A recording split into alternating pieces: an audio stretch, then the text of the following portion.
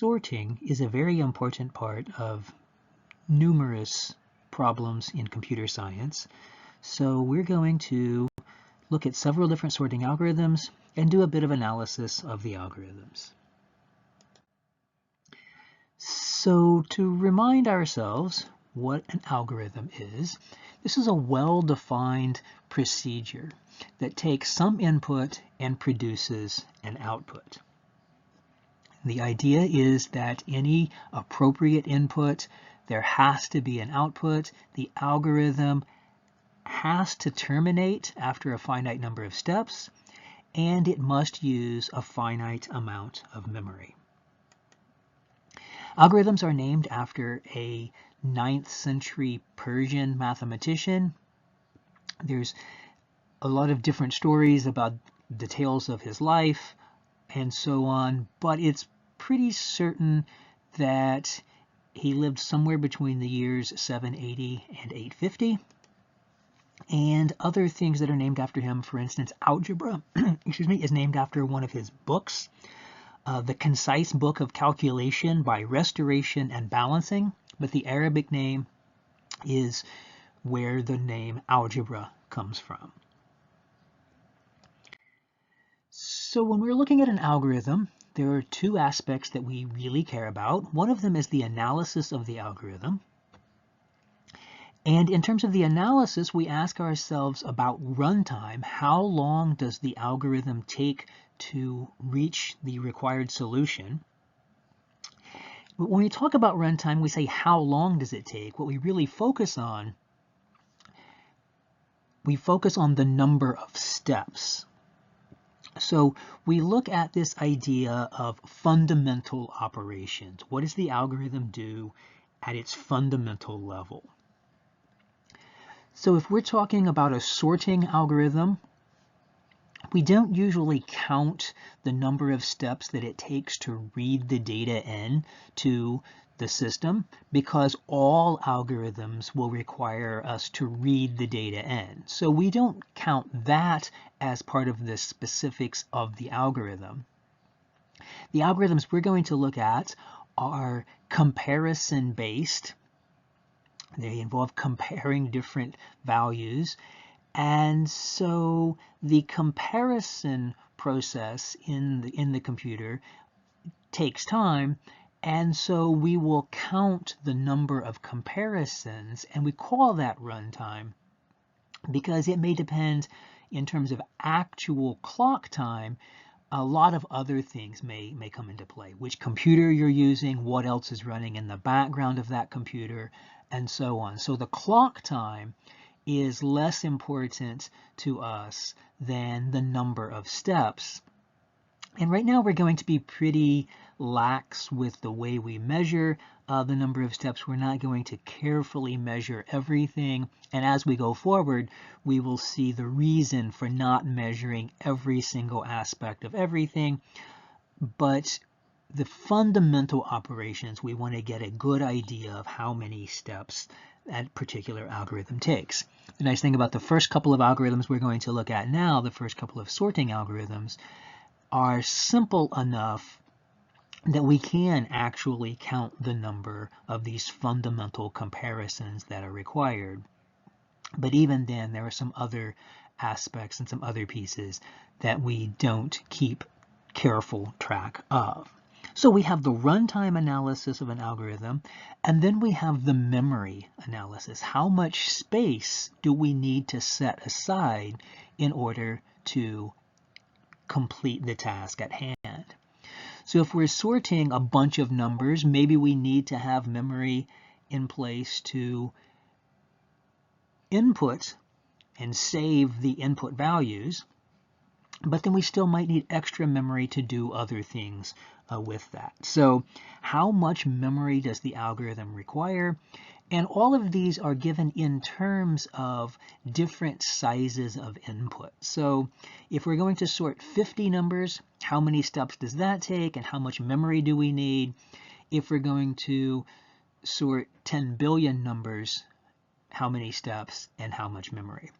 Now when we're being very careful, we need to measure this in different ways as well, because how much memory depends on how we're storing it and what kinds of thing we're storing and so on. So in the vague sense of algorithm analysis, runtime and memory, we're not being as precise as is actually necessary in a real-life example. So again, as we progress, we will add more and more detail. So we're going to look at this at a kind of a high-level view of things at this point. So the idea of runtime and memory are usually competing resources. If you reduce the number of steps that you are going to allow, that's usually achieved by keeping more things in memory. So if you want to use less memory, that usually takes more steps. So we have this idea of decreasing one usually requires an increase in the other, whichever approach we take, whichever direction we want to go. And so this is known as the time-space trade-off, that we can't usually, in most cases, reduce both of them to their smallest possible values. To get one of them to its smallest possible, the other one has to go up. Another aspect of algorithm analysis corresponds to not so much the analysis, well, not at all the analysis of the steps or the memory, but is the algorithm correct? Does it give the correct output for every input? And when we say, does it give the correct output, does it always terminate? Does it always stop? And at the end of that, have the correct answer? In a life or death scenario, the algorithm, we hope, definitely gives correct answers. In other situations, there are times, even in life or death scenarios, that we can't guarantee correctness of the algorithm. But sometimes, and quite often, we can say, well, I don't know the correct answer, but I know this algorithm gives an answer that is within a certain percentage of the correct answer. Or other kinds of qualifications on the answer. So what do we prefer? We prefer nice, fast algorithms that don't take much memory and that always give the correct answer. Unfortunately, most real-life problems cause us to give up on one or more of those goals. There are techniques to prove the correctness of algorithms, so to prove that this algorithm always gives the correct solution, depending on whatever the input was, here's the correct solution, and the algorithm always gives that. And later, we will look at some of these techniques to be able to prove correctness of certain algorithms. When an algorithm for a particular task is correct, then we say that algorithm solves the problem. But in other scenarios, algorithms may approximate the solution. And then there are some problems that are so difficult that we can't even really come up with good approximation algorithms. So we'll see all of this as we progress through and learn more about a variety of algorithms. In some cases, an approximation is not necessarily required, but it's good enough. And so we will sometimes sacrifice correctness for an approximation because the approximate answer is good enough and it's so much faster than the correct answer. And again, we'll see more of these, but with sorting, we don't want something to be approximately in order. We want the end result to be correctly sorted. From smallest to largest is the approach we're going to take. We could also sort things from largest to smallest with very minor modifications to the algorithms that we're going to talk about. So with sorting, the sorting problem says we're going to input a sequence of numbers. And we're going to describe these numbers indexing from 1 to n rather than the Pythonic way of indexing from 0 to n minus 1. It just makes things a little easier to write down and keep track of. But we do, when we implement the code, we do need to switch to the 0 indexing. And so that will require us to be careful about various pieces in our pseudocode. But the sorting problem, we're going to input a sequence of numbers, and then we're going to output a reorganization, a reordering of those numbers. And so a reordering of a collection is called a permutation, and we're going to see a lot more about permutations as we progress with more and more different kinds of algorithms. But we're going to reorder the values. There are still n of them. We're not going to change the values themselves. We're just going to change their location. And the change in location then has things in order from smallest to largest. Our sequence doesn't have any requirement that the values be different.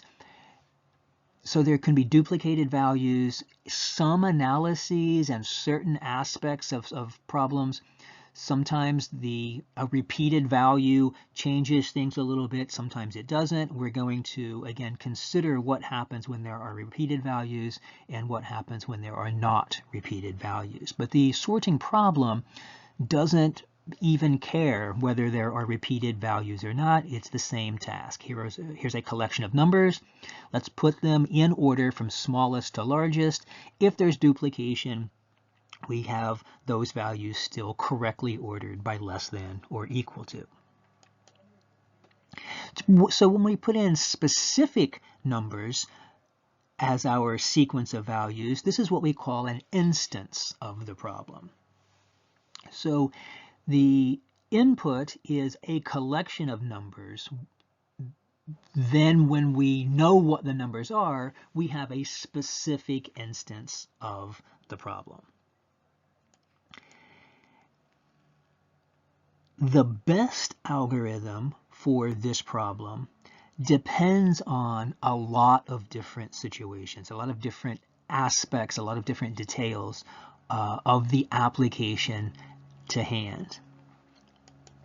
So one thing that will have an effect on which algorithm is best for this, to say solve the sorting problem, is how many items do we have? Sometimes if there are more items, then one algorithm is better, but if there are fewer items, then a different algorithm is better. Other aspects of the application, how close to being in order is the initial input sequence. If it's almost completely in order or is halfway in order, a different algorithm may be better than for something where things are pretty much completely out of order, or you don't know whether they're in order, and that way you don't know anything about them. A different algorithm may be a better choice.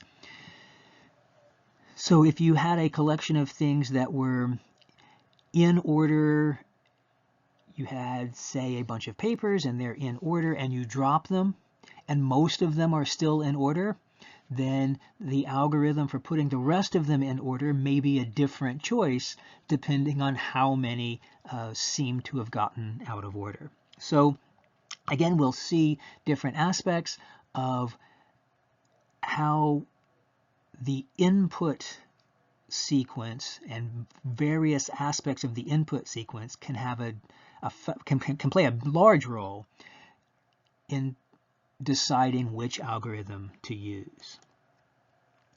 The possible values of the items that we're trying to sort. We're looking at this, we're going to describe this strictly in terms of numbers, and we're even going to limit ourselves to positive integers just for the example purposes.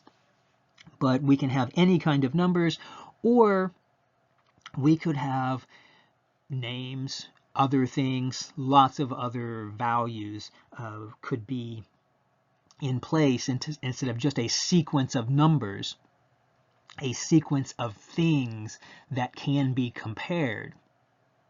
And in different situations, again, different sorting algorithms rise to be the better choice in those settings.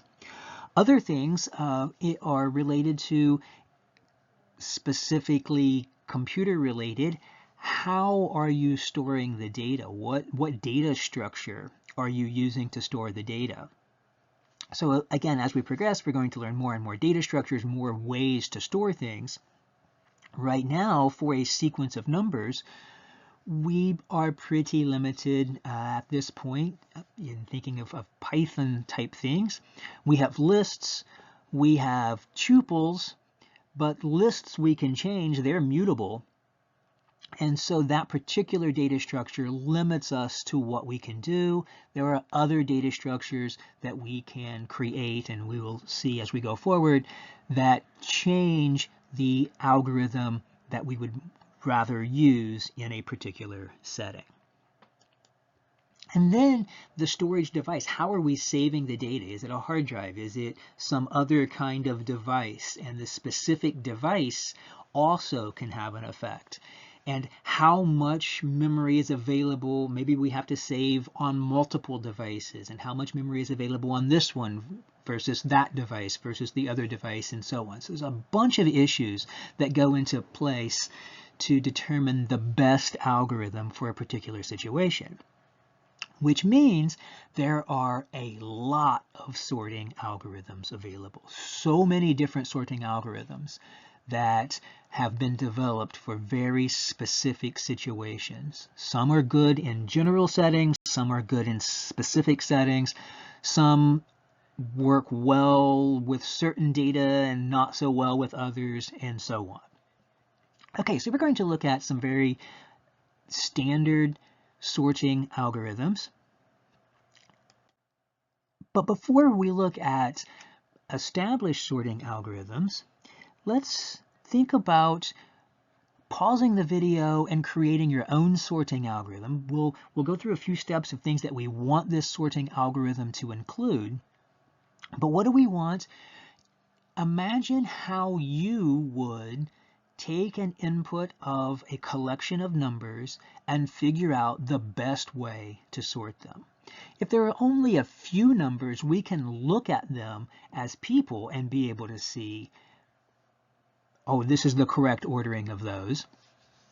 So we want to think about how we would go about writing this out in a step-by-step procedure so that we could eventually turn this into some Python code. So what are we going to have? We're going to have a sequence of numbers as an input. We will allow repetition, and then the output should be the sequence in order from smallest to largest. And we want to write this down in like a pseudocode format so that we will hopefully be able to convert this into Python. Okay, so go ahead and pause the video.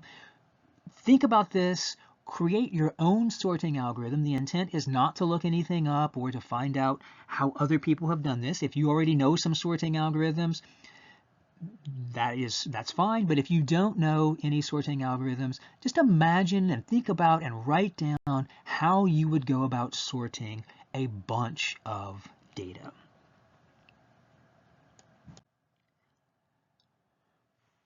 All right, so your method that you came up with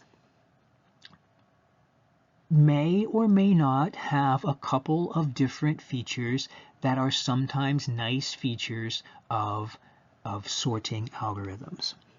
One feature is this idea of in-place sorting. Your sorting algorithm may have involved moving items from the input location into a new sorted location.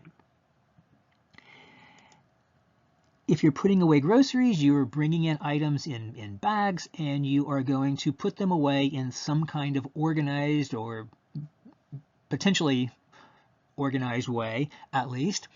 They will no longer be in the bag. You put them into the cabinets or wherever you put your groceries. And so that would mean moving things from one location to a different location. If we had a stack of books in the floor and we're going to put them into alphabetical order on a shelf, we have moved things. These are not examples of in-place sorting. We're moving things from one position to new positions. So what would an in-place sorting algorithm do?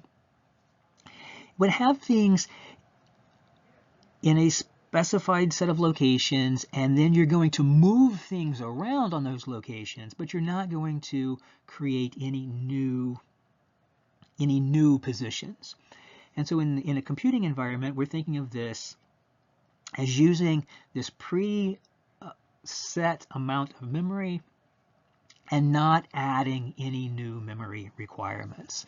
So in the case of the books, rather than moving the stack of books from the floor to the shelf, they're on the shelf, and we're going to alphabetize them on the same shelf. So we can take something off, make a space, and put it back in.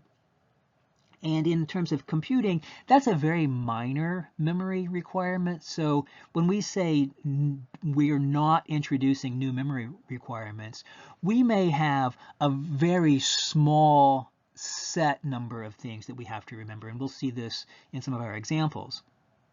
But we're saying that we're not creating a whole bunch of new memory requirements, or we're not keeping track of a whole bunch of different extra things, right? We have the original data, and then maybe one or two few very specific limited extra things, but not like I'm going to sort 1,000 things and I need to create 1,000 more memory locations. Okay, now in-place sorting has potential uses. There are good things that are in place, and then there are some other good algorithms that are not in place. Again, it depends on the task at hand. Another quality of an algorithm is the algorithm stable? So in a sorting algorithm, let's suppose that we had a list of students and their GPAs. And let's say we sorted this list alphabetically, and then we decided that we wanted them sorted by GPA. What could happen? Depending on how we do the sorting, we could mess up the alphabetical ordering that we already had. So some algorithms would then just focus on the GPA and could mess up the alphabetical ordering. But what we would typically probably want is, once the list is sorted by GPA, that the names inside there by specific GPAs are then listed alphabetically. So if we already went through the work to sort it alphabetically, and then we sort by GPA, maybe we don't want to undo the work we already did. And so a stable sorting algorithm will maintain the original relative order of two equal entries. So if we had two people with the same GPA, then when we sort by GPA, the first one will come before the second one alphabetically if we have a stable sorting algorithm. So if we look at a specific example, let's say we have a sequence that starts, well, the starting sequence is 73271. When we're done sorting this from smallest to largest, the order will be 1, 2, 3, 7, 7. And the question is the leftmost 7 in the sorted version the same as the leftmost 7 in the input? Did those two 7s stay in their relative order? The one on the left is still on the left, the one on the right is still on the right. And we can't tell in this example because we don't know the process that gave that sorting. But there are stable sorting algorithms that will guarantee that the 7 on the left on the input side is the 7 on the left of the output side.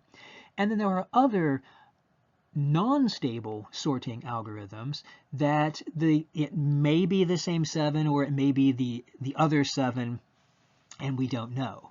So if the goal at the end is just to have the numbers in order, then stability isn't necessarily important. But again, depending on the context and depending on the kind of problem we're trying to solve, stability might be an important aspect. So with these algorithms, is it in place? Is it stable? Some scenarios, it does not matter at all. But if your problem could benefit from, say, a stable algorithm, then that's going to put the stable algorithms as better choices than non-stable algorithms. All of these algorithms can be correct. They can all have appropriate runtimes and memory requirements and so on. But is it stable or not can be a deciding factor in certain scenarios. Okay, so let's take a look at a famous example of kind of the first algorithm that many people create if they create their own algorithm. There are a couple of different examples that I see commonly when someone is asked to create a sorting algorithm without any prior experience. Your algorithm that you created may be similar to one or more of the algorithms that we have. It probably will not be exactly like any of them. But bubble sort, again, we take in our sequence of numbers, and we're going to go ahead and write out the steps, and we're going to use a notation that is common in algorithm literature. So if you look things up later for different kinds of algorithms, this notation is based on some early work by a famous computer scientist named Don Knuth. That's Knuth. And this avoids some of the issues that we've seen before with like the equal sign versus the double equal sign. It allows us to avoid saying things like set the value of something. So the idea here is we're going to use this left arrow. And this left arrow says we're going to, in this particular case, we're going to start a counter at 1 and assign it to I. So I will have the value 1, and then it will progress up to the length of A. So I will become 1, then 2, then 3, then 4, and so on for however many characters or how many ever numbers there are in the sequence. And what this does is allows us to write pseudocode that can translate to multiple different languages. In Python, we could say this idea of I, we would probably use a for I in range kind of scenario, but not every language has a range. And so we don't want to specify it and make it too much like one language, because later when you change to a different language, you want the pseudocode to still have meaning in that new language. Okay, so what's going to happen? We're going to count from 1 up to the end. And then there's another value that is going to count from the length down to I plus 1. So when I is 1, and let's say the length is 5, so I starts at 1, but J starts at 5. And J is going to work from 5 down to 2. We're going to see this in an example in a minute, but I just want to have the pseudocode in place so that we can apply the code to the specific values and see how this algorithm works. This is the opposite direction of what I just asked you to do, of creating your own and then writing down the code so you knew what the pseudocode was supposed to do.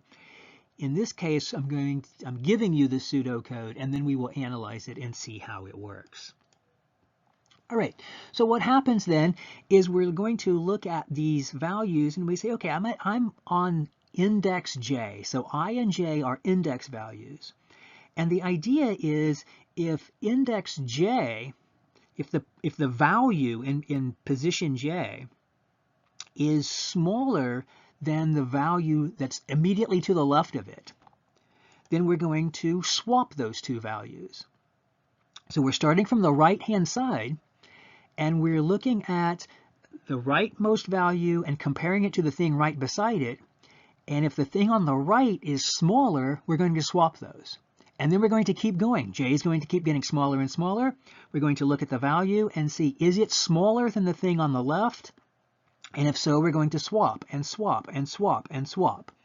And this will continue until the smallest value bubbles its way down to the front of the sequence. And then I goes up by 1, and we go back to the right, and we bubble the next smallest value into position number 2.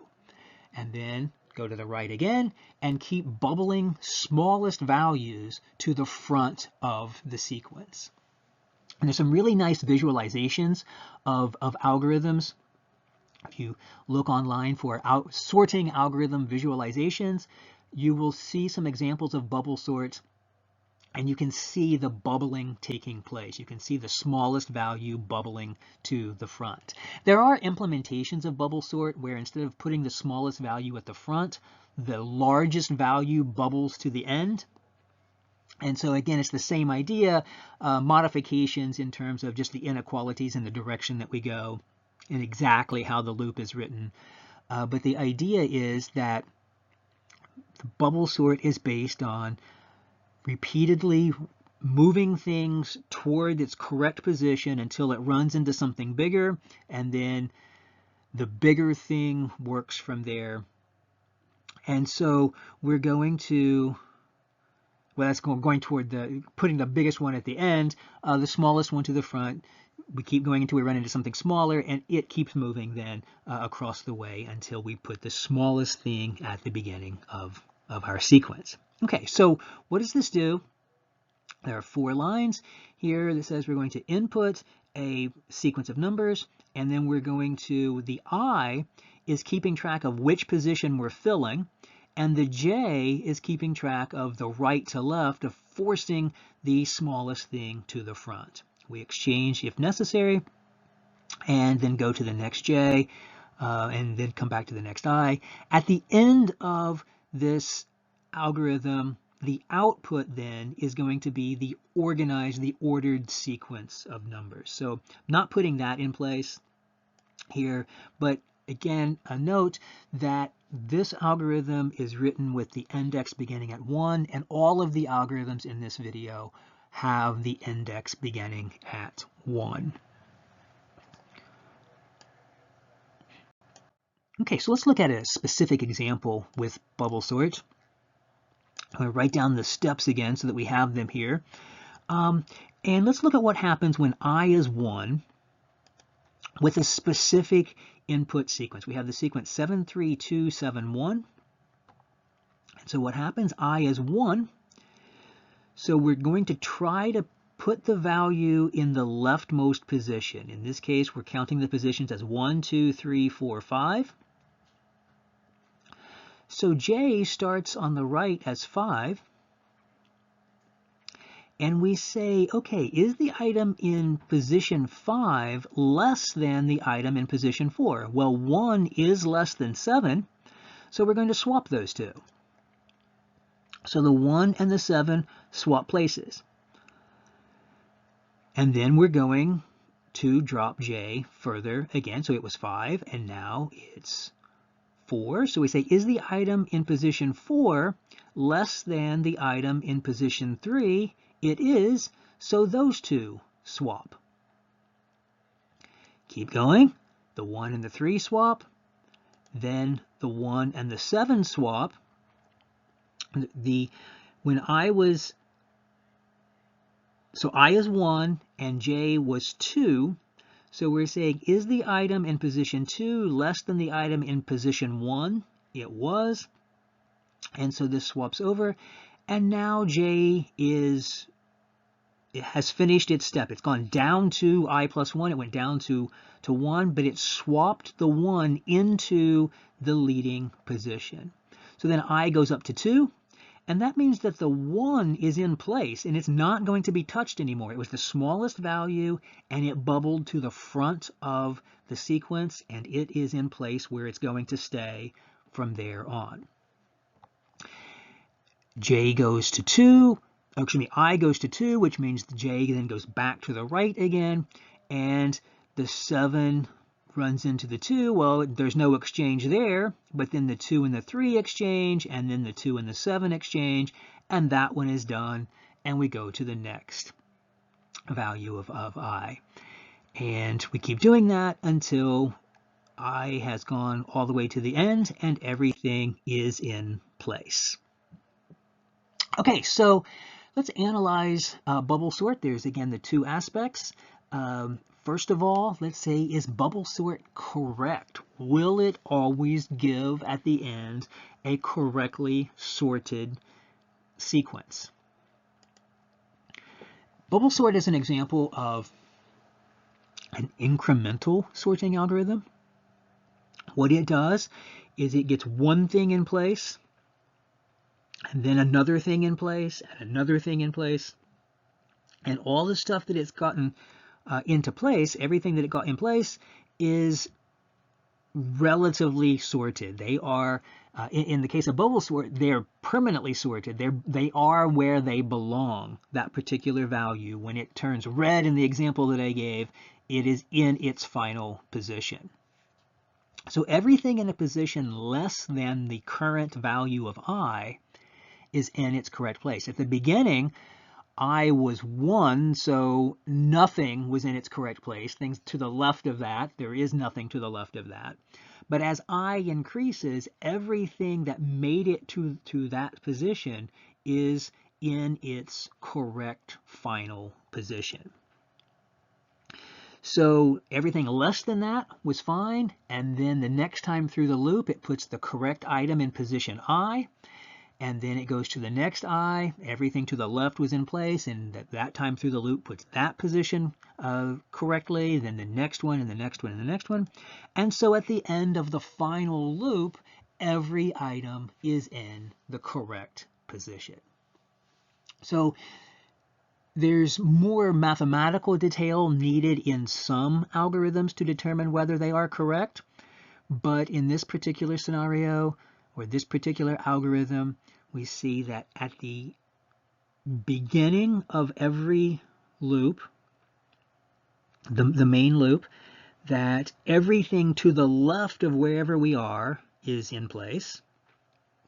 And at the end of that loop, before we go into the next time, that position and left, again, everything is in order. And at the end of the whole process, that position is on the far right, so everything to the left is in its correct position. So is bubble sort correct? Yes, it will always correctly sort these input sequence of numbers.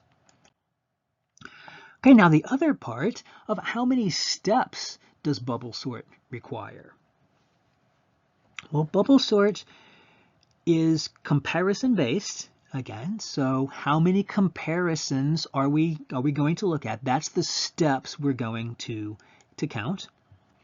So the first time through the loop, we can go back to the example and we can see that there were n-1 comparisons. So how many ever numbers we have in our sequence, the one on the far right gets compared to the thing beside it, and then the thing in that position gets compared beside that, and beside that, and beside that. There are n-1 comparisons in all. Then the second time through the loop, one thing is in place, so it doesn't get compared again, but everything else, there are comparisons, so n-2 comparisons. And then the last time through, it gets down to the final two items, and there is one comparison made at that point. So in the case of a sequence of length 5, there are 4 comparisons to get the first thing in place, then 3 to get the second one, then 2, and then 1. So if you have 5 numbers with bubble sort, there are 10 comparisons in all. If the length is 6, we have the same kind of idea, except the first step, there are 5 comparisons, then 4, 3, 2, and 1. And if the length is some arbitrary number, n, we just know it's a positive number, we can think about that and try to figure out a formula that says, if you have this many numbers, here's how many steps or how many comparisons bubble sort will require. So think about that and see if you can find a pattern and create a formula. Don't look anything up, that's not the purpose. I'm just trying to think about this and see if we can find a pattern to what's going on here. Now, the other aspect of the analysis of bubble sort corresponds to the space, or the memory requirements. And we notice that most things are just being swapped around. And so this is an in-place algorithm. Now, we do have to keep track of I, and we have to keep track of J.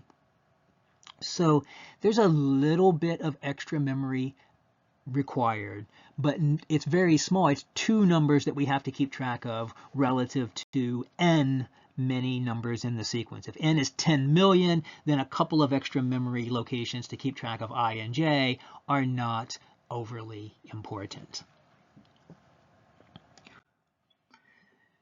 Now, in terms of the number of steps, we could look at best cases and worst cases for bubble sort. So when we think about bubble sort, does it help us if the input sequence is partially or say completely in the correct order? So again, pause the video and try some different examples and count how many steps, how many comparisons it takes to get the sequence in its correct order. If something is completely in order to begin with or partially in order to begin with, does that help bubble sort run faster? And it turns out that it does not, because the algorithm still has to go through all of the steps to make sure that the smallest one was at the front, and make sure that the second smallest one is second, and then third and fourth, and so on. Now, there are edits that can be done to bubble sort that can check if things were in order that could kind of speed it up a little bit. But generally, most of the time, the input sequence is not going to be in order, and checking it first to see if it's in order just slows things down. And so with bubble sort, the general idea is the best case and the worst case and what we call the average case all take the same number of steps for bubble sort to determine that, yes, this sequence is in its correct order. All right, there's another algorithm that some people have seen or have heard of called BOGO sort. And BOGO sort has 2 versions. There's a deterministic version. And so the deterministic version, what we do is we take the input sequence and we list every possible permutation. And we have some kind of organized way so that we know we're checking every permutation exactly once. And we keep going until we find a correct ordering of the initial input sequence. In the best case, we get lucky on our very first guess, and the first permutation is in order, and all we have to do is do n-1 comparisons to make sure that the numbers are in order. So that's a best case scenario for BOGO sort. Worst case, and worst case can't really happen because of the way numbers are organized, but the idea is what happens if you're doing the comparisons and you never find out that things are out of order until you get to the very last one. So you still have to do n-1 comparisons. But then you're looking at n-1 comparisons for every single possible reordering. And we will see later in more detail that there are, given a sequence of n items, there are n factorial permutations. And so the worst case scenario here would mean that we had to do n-1 comparisons for all of those n factorial different permutations. And so we get this really big number of n factorial times n-1. It's not really achievable, but it's the worst case scenario. And the average case then would be somewhere in between those, but the average case is still really bad. This BOGO sort, rather than being incremental in approach, is a kind of brute force. Well, not kind of a brute force. It is a brute force solution. You build every potential answer and you check that answer and you say, is that one good? No, it's bad. Throw it away, rebuild a new one. And so this deterministic version of BOGO sort is many, many, many more steps. And then we think about how are we keeping track of the sequences that we have. Are we generating them all at the beginning, or are we generating them as we go? But either case, we're generating extra things. We have the original and we're generating new things. And so that's requiring more memory as well. Okay, so this is the deterministic version of BOGO sort. And then there's another version of BOGO sort called the non-deterministic, or the random version. And so in this case, what we can think of is, let's imagine that we take just normal little blocks and we write the numbers from our sequence on the block. So one block on all the sides, on all the faces of the block, gets the first number that we have, and then the second block we write the second number. So we have all the numbers written on each block. And the randomness part is we just throw all the blocks up in the air and they all land, and we read them from left to right and say, hey, are they in the correct order? And if they're in the correct order, then we're done, we've sorted it. And if they're not in the correct order, then we pick them all up and throw them all again. Okay, so this non-deterministic version is even worse than the deterministic version in the sense that it could take a lot longer, because what happens as you're throwing these up in the air and they're landing, you might get the same permutation again and again and again.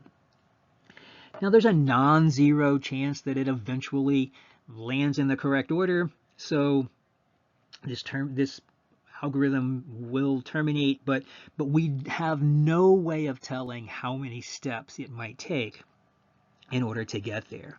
We do know it's a lot. So in this particular case, a non-deterministic algorithm is not a good choice, but there are other scenarios that we will see that having randomness in an algorithm can help to either make an algorithm better in terms of correctness, or can improve the expected runtime of the algorithm. So there is a place for non-deterministic algorithms, but this is not one of those places.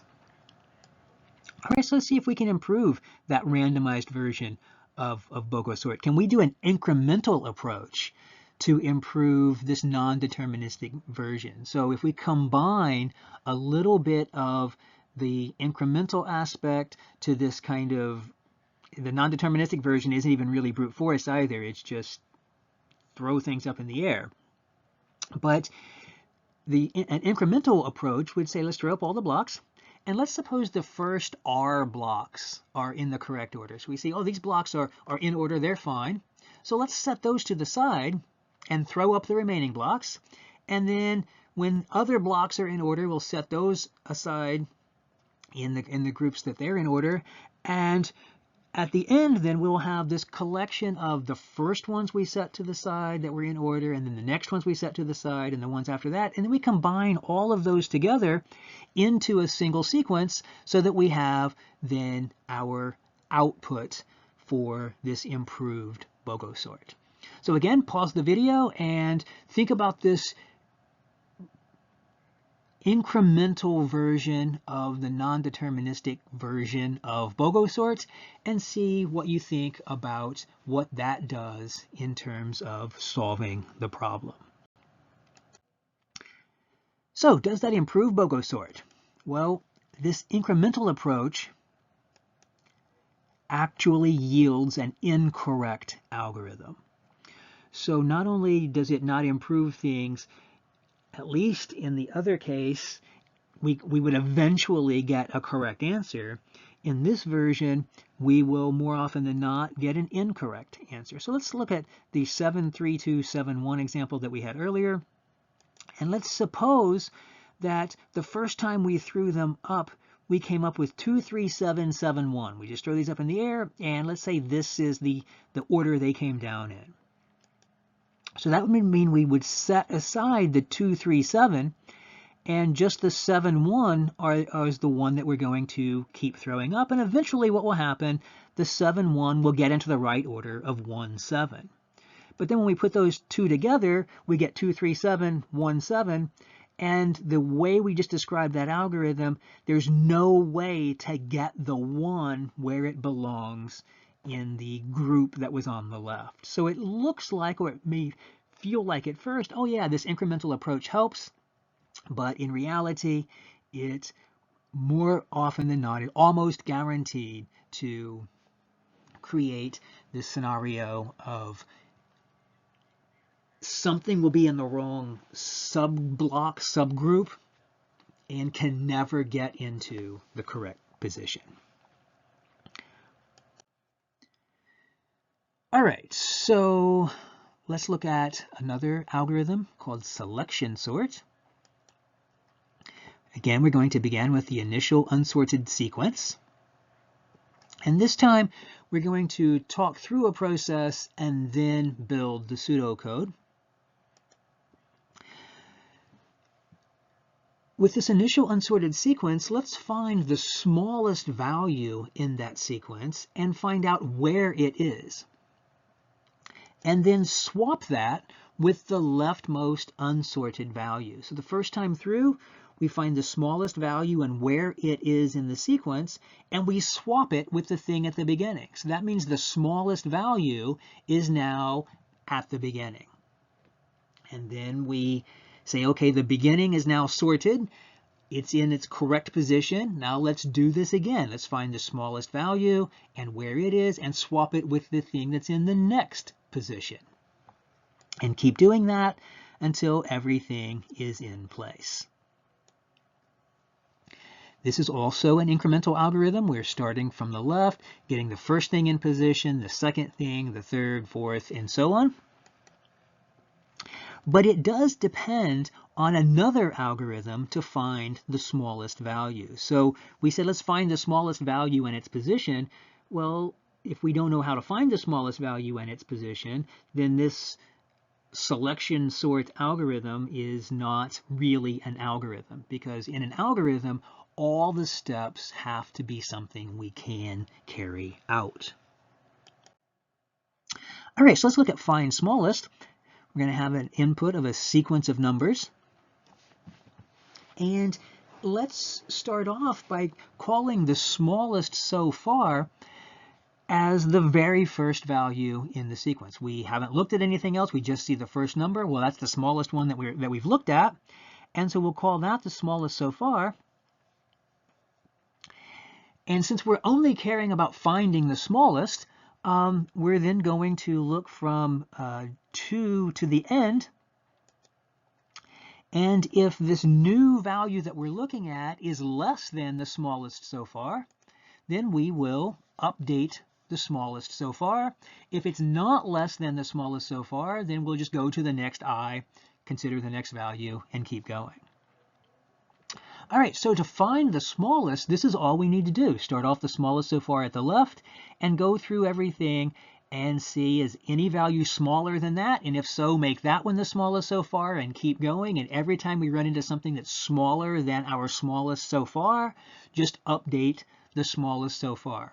This runs all the way through to the end of the list, or the end of the sequence, and we then at the end will know that we have found the smallest so far.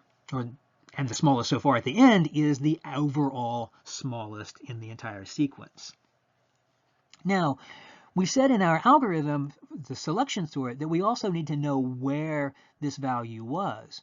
So rather than just recording the smallest so far, let's record where it is. And then if we find a new smallest so far, let's update it with that new index value of where the new smallest so far is located. And then at the end of this, we just output the smallest so far, and we can output the index to know here's the smallest value and here's where it is in that sequence. Now this algorithm, we need to confirm that it works, that it's correct, and we can count the number of steps. How many comparisons are we doing? Well, we don't compare the first number to itself, but everything after that, there's a comparison. So the smallest so far, the value may change, but you're not comparing to new things to the left, you're only comparing to more things to the right. So there are n-1 comparisons. This is in place in the sense that nothing is even getting swapped. The only thing that's taking place is the index gets updated and the smallest so far. So again, these two extra values that you keep track of. So this algorithm is finding the smallest value and requires n-1 steps. Again, this is all indexing starting at 1. So writing code, we have to take that into consideration. All right, so for selection sort, the pseudocode for selection sort, we have our sequence of numbers. We're going to find the smallest as we're starting with position 1 and going up to almost to the end. We will find the smallest, get the index from the smallest. If the smallest that we have found is less than AI, then we're going to exchange. We're going to swap the smallest value in the whole unsorted portion with the thing at the front. And we will keep doing that and keep doing that until there are 2 elements left, and we find those last 2 elements. This is the reason we're stopping short of the whole thing. We find the last 2 elements, find the smaller one of those, and it swaps to the front of that, and then the thing that's left must be the biggest of the entire sequence. And at the end, then we have our new sequence of numbers, and that's what we output. All right, so let's look at an example. Let's again go back to our 73271 example. The first time through, we look at this and we find out that the 1 on the right-hand side is the smallest value, and it then swaps with the 7 that was at the front. So the 1 goes into place at the beginning. It turns red now. It's in place. It's where it belongs. And this 7 moves to the end. Now the I goes to the next value, and we're looking from 3277. We're saying what's the smallest value there? The smallest value there is the 2. And so it will swap with the 3. And so in that time through the cycle, the 2 went into place and the 3 swapped with it. Then we say, what's the smallest of these? Well, it's the 3, and according to the way the algorithm is it then goes into place. You could, if we set a less than or equal to, it would swap. The way it's written, it doesn't swap, but it leaves it in that position. Then we go to the next 2. This is the last situation. We compare these 2 7s. There's no swap. That one is in place. And so then the last value doesn't change. It stays where it is. And so through selection sort, we had some swapping. And the question was, does it give the correct sorted response? And it does. How much extra memory? Well, we just have that little bit of smallest so far and the index. So this qualifies as in place. And looking at this example, we can ask ourselves, is selection sort stable. So think about that and see what you come up with. All right, so let's analyze this again in a little more detail. For correctness, it properly places the leftmost n-1 entries. The final entry, as we said, will then automatically be in the correct position. So to place the first entry, we need n-1 comparisons to find the smallest. And then the second entry, we need n-2 comparisons to find the smallest. And then the swap afterwards is not a comparison, that's just a swap of the value in this position. And so to place the entry in position n-1, we have that one final comparison. So in all, we have n-1 plus n-2 plus n-3 all the way down to +1 comparisons. So if we look at that, we see something in common that we've seen already with bubble sorts. There's a pattern here to the number of comparisons that are required in these couple of different algorithms that we have looked at. All right, so let's take a look at another algorithm. This one is insertion sort, and this one is more closely related to what we were talking about with sorting books on a bookshelf.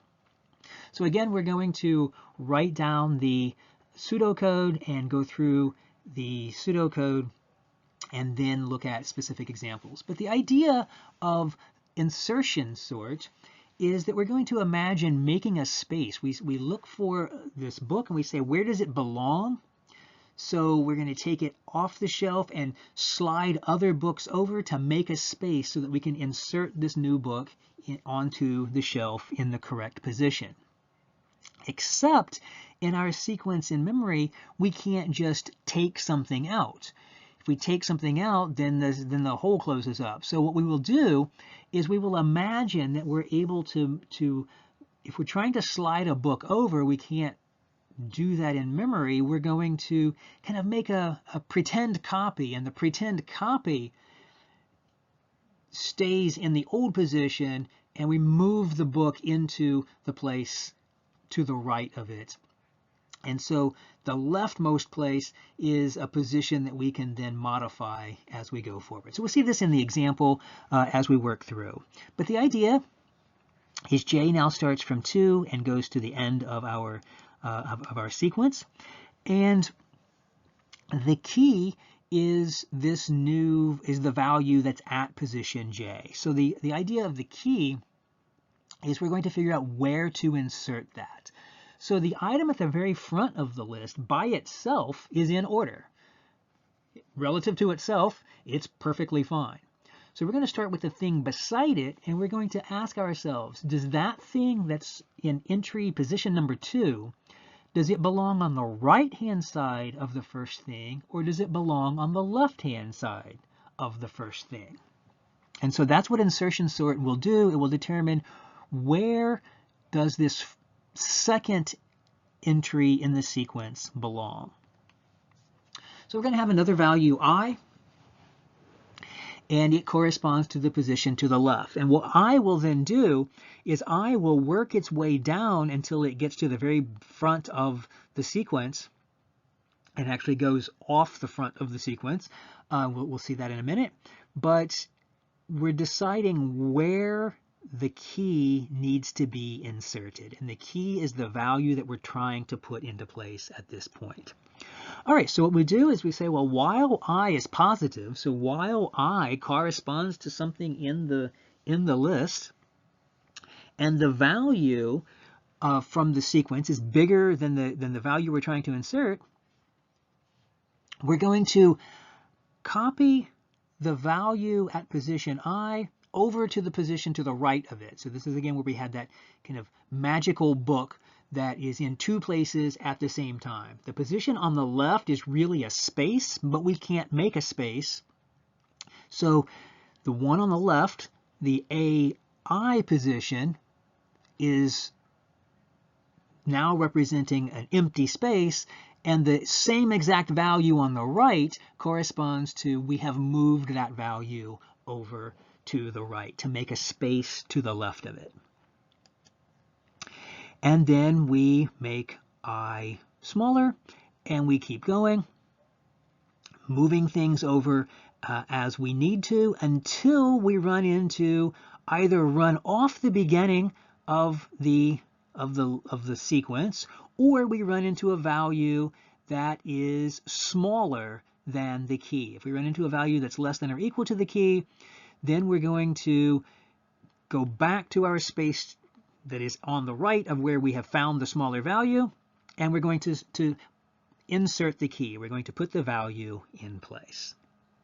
Okay, so what this does is we keep sliding things over, making spaces, and then when we find out where the thing we're trying to put in place goes, we insert it into the correct spot, go to the next unsorted thing, find out where it goes, put it in place, and keep doing this all the way through until everything is in its final position. All right, so let's do this by an example with the same sequence again, 7, 3, 2, 7, 1. So at the beginning, we are looking at I equals, well, so j equals 2, that's the value where 3 is. So key is 3.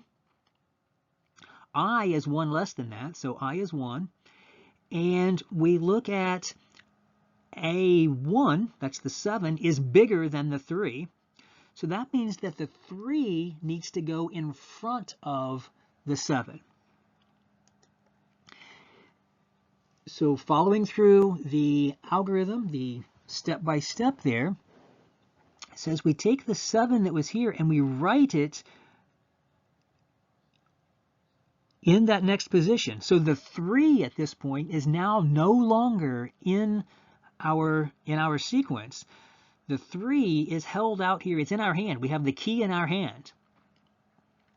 And this 7 on the right is the real 7, and the 7 on the left is the space, or represents the space that we just tried to make. So then in this case, now I has gone to 0, which means that we are off the end of the sequence, and that means that the 3 needs to go in the position to the right of that. So I was 0, which means that we are going to put the key into position 1. So at the end of that first time through the loop, the 7 got moved over and the 3 got inserted in front of the 7.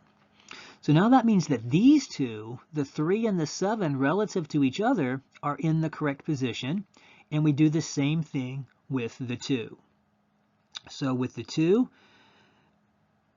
the 7 will get copied over, then the 3 will get copied over, and then we're off the end of the sequence, and that means the 2 then gets inserted at the front. So then we have these first 3 are in order. Then we get to the 7, and the 7 says, you know, we're fine. I'm okay. And then the 1, the 7 gets copied over, the other 7 gets copied over, the 3 gets copied over, the 2 gets copied over, and then the 1 is inserted at the front. And so insertion sort may have to make a bunch of space, may have to move something all the way from the rightmost, making space, sliding things over one at a time and putting it in at the beginning.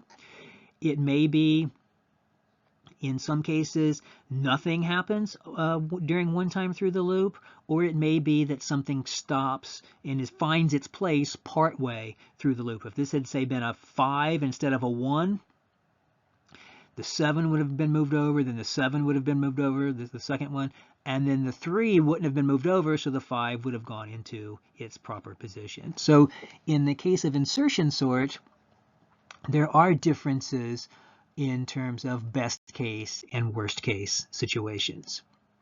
But as far as correctness is concerned, every entry to the left of position J is in order relative to the things that are to the left. The entries to the left of there may not be in their final positions. It's not like bubble sort or selection sort were. Once something got moved to its position, it stayed there. These things may get moved around, but they are in order relative to the things that we've already looked at. As far as runtime is concerned, this one takes more work. So we're not going to do a full analysis on insertion sort at this point, but you will have a chance to think about insertion sort in its best case and worst case scenarios. And I've given this away. Are the best case and worst case the same? And they are not. We've seen that sometimes some things have to move all the way from one end to the other. Sometimes some things don't have to move at all. On average, things might have to move about halfway. So there are differences in insertion sort between the best case, the average case, and the worst case. All right, there's another algorithm called merge sort. And with merge sort, let's imagine that you have a large stack of exams and you want to sort these by score. So you want to have the highest score and the next scores and so on. You might want to sort them by alphabetically instead, or the combination alphabetically and by score. But since we've only been talking about number comparisons, let's say we want to sort this stack by score. So if we have a really large stack, it may be easier to sort smaller stacks. So let's say we split the stack in half. And then we sort the top half, and then separately we sort the bottom half. Now, if you've ever tried to sort exams by hand, then if the stack is very big, it does get cumbersome. So a smaller stack, it's reasonable to sort this in smaller groups. This is an example of what we would call a divide and conquer kind of algorithm, where we are sorting things in smaller groups, but then we want to put the small groups back together in a reasonable way. We saw that our randomized version of BOGO sort, putting things back together, didn't give us things in order. That wasn't a reasonable way. But if I have two sorted stacks, what can I do? I could look at the top of each stack, and if whichever is the lower score of the top half and the bottom half, I have two piles in front of me now, I can just take the lower one and place it face down on a new stack. If the two were tied, then let's take the one from the top half and put it face down on our new stack. And keep doing that. Whichever of the two is the lower score, put that one face down. That's going to be our next value overall. If there's ever a tie, take the one from the left or the top half. Keep going until eventually what will happen, one of these stacks will become empty. We will have finished off one of them, and then the rest of the other stack is in order relative to itself, so we could just pick up that whole stack and place it then face down on the new stack, and at the end take our face down exam papers and flip them all over together as one unit, and they are in order then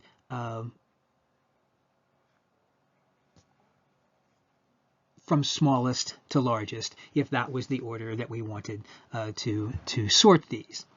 If we didn't want smallest to largest, if we wanted the high score on top, instead of placing these face down, we could have placed them face up with the lower score, and then we might want to take care of whether it's the top half or the bottom half that we're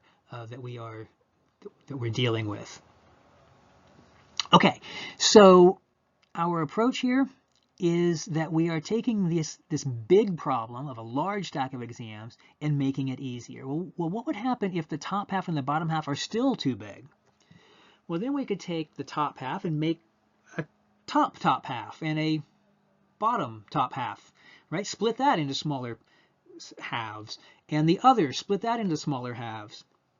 And we could get this down until the pieces that we're working with are smaller and easier to work with, and slowly rebuild and combine back to the original. So merge sort we're not going to implement just yet, but you get the idea that it's this divide and conquer approach where we break the task into smaller pieces until the smaller pieces become easy enough to solve. Okay, there's a bunch of other sorting algorithms. Some of these we'll see, some of them we won't go into any detail. There's a famous algorithm called quicksort. You can imagine from the name that quicksort is probably pretty quick. And on average it is, but we'll see later it also has some issues and some situations where it's inappropriate for certain tasks. There's another algorithm called shells sort, named after a person, not after a shell. There's a method called heap sort. There's one called bin sort. There's one called radix sort. Radix sort is not comparison based. It works in a completely different way, and we may see it in future as well. But then the really useful part, there are a bunch of hybrid methods. There are methods that use some features of one algorithm and some features of another algorithm, or at certain points in the process, it will use one algorithm and then switch to another algorithm when the size of the problem becomes beneficial.